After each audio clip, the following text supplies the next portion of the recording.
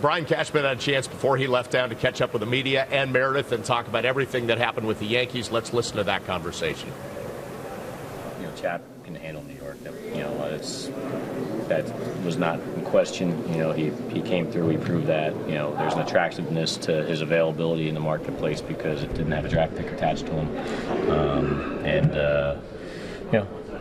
We know him, and that's why we have we focused on him a little bit more than others. But again, we got other hurdles to clear through the process. The media's always are ahead of anything official, and so we just got to keep working through everything and see if we can conclude it with an official announcement.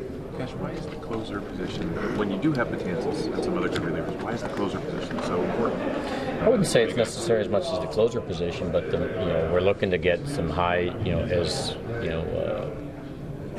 in the scouting terminology, it'd be group 7s and group 8s, and if we can get as many group 7s and 8s in certain categories, the better we are.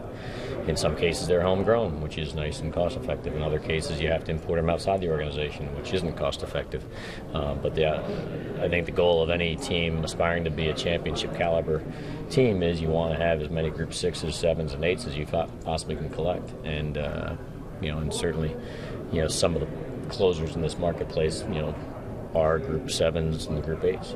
Cash, when you traded Chapman, was there ever any discussions beforehand about extending out his contract to preclude free agency? No. That just never came up?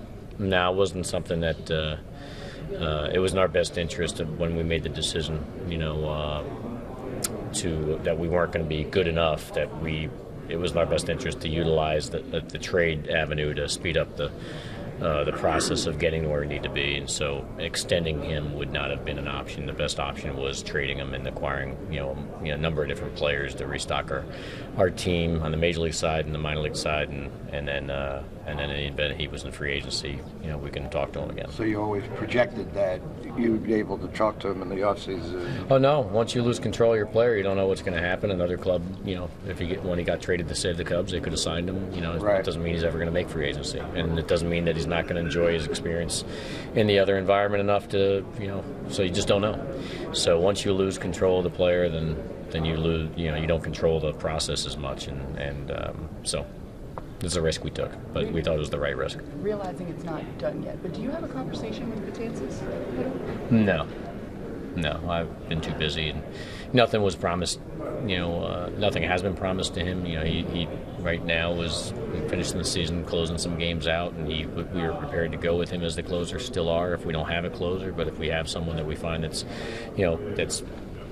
done it for a long period of time, got no problem, adding to the mix, and I know Dellen's looking forward to being on the best team he can possibly be on, and if that means, he's pitching before the ninth, I don't think that would be an issue for him in any way, shape, or form, because that's all he's done most of his career.